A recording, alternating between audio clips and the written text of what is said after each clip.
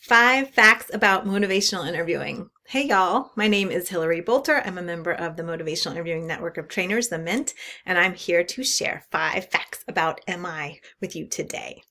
You ready? Lots of folks know a little bit about motivational interviewing, so I wanted to clarify some things out there about MI. What is MI? MI, number 1, is a conversation style.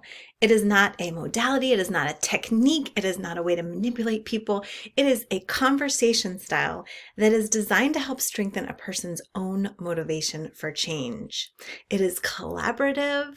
It is evocative. It is a way of talking with people. And some people will venture to say MI is a way of being.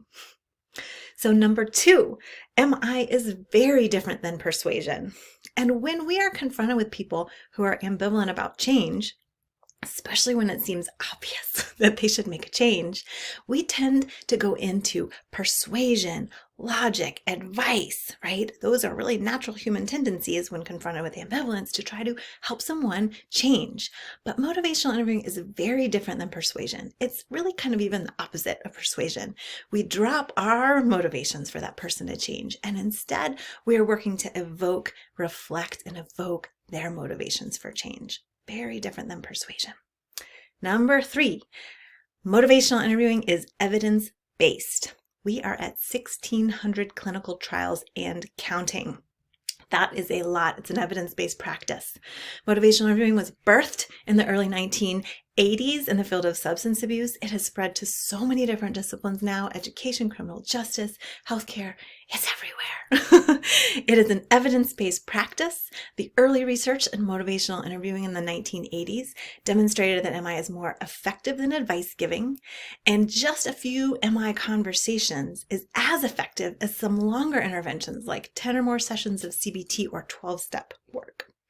There is so much research now about motivational interviewing in conjunction with other treatment modalities or interventions, and the ways that motivational interviewing can amplify the effectiveness of those. All right, number 4, motivational interviewing can be learned by anyone. There is no evidence that education level has anything to do with people's ability to learn and integrate motivational interviewing to practice. In fact, Bill Miller jokes that even psychologists can learn MI, and he's a psychologist himself. So anyone can learn it. It can be used in so many situations. I recently ordered a book about motivational interviewing, some tools in talking with your own adolescents, and I integrate some of the MI into parenting practice, in addition to my clinical work, etc. All right, number 5, motivational interviewing is simple but not easy to practice. Simple but not easy. There's something about MI that is very intuitive to people. And because it has some simple concepts, people kind of think, oh, I got it. I do that all the time. When we actually break down what is MI and what does a true MI conversation look like, when we are not persuading or giving advice or directing, when we are using those ORS skills, open-ended questions, evocative questions, affirmations, reflections, and summaries, to artfully guide conversation in a particular direction to help someone resolve their ambivalence. Those are skills that take time to practice. Many hours of training, in addition to getting some feedback on your practice, right? Because our self-report is not always so great at how we're doing in those MI skills.